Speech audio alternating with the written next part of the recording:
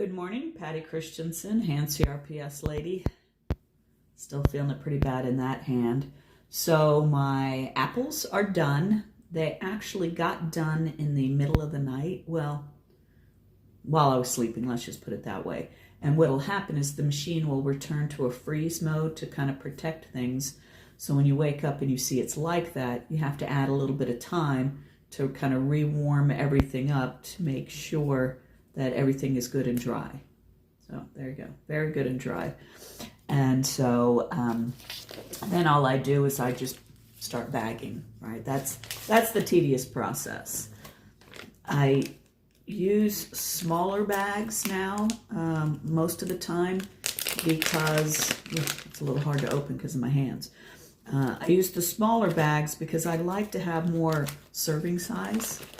The bigger bags, you know, for one thing, when you open it, you can start to get some humidity in there.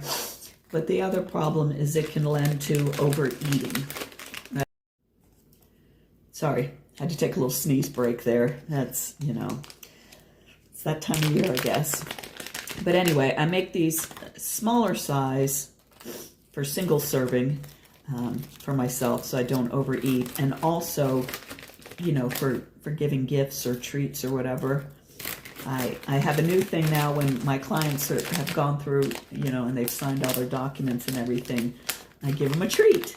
And so I say it's just like when you were a kid and you went to the dentist and you didn't want to go because you knew it wasn't going to be pleasant, but at the same time you did want to go because you wanted something out of the little, you know, the little treat bin or whatever it was where they had all the cute little toys and things. But these are local apples, so that's good. So I know that they're, you know, they don't have chemicals or anything on it. They're not our personal apples because we don't have enough of those.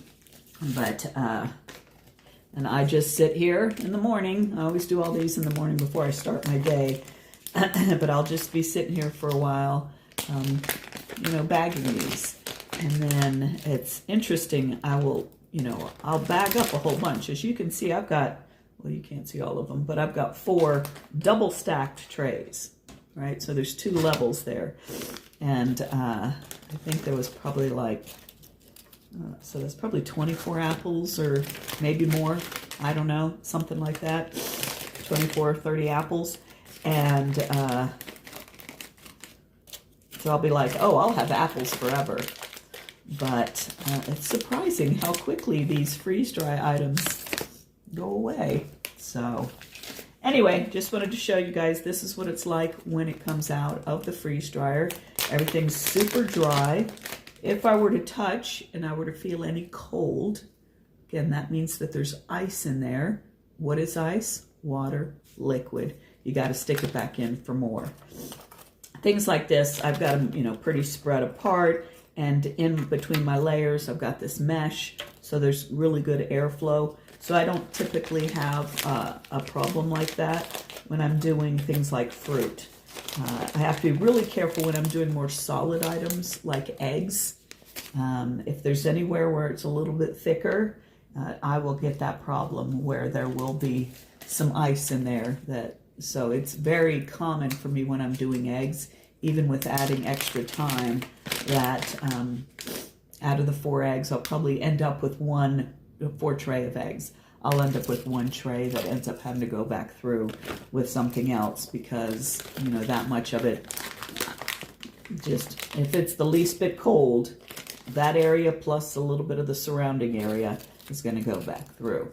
So that's another freeze-drying day with some tasty apples.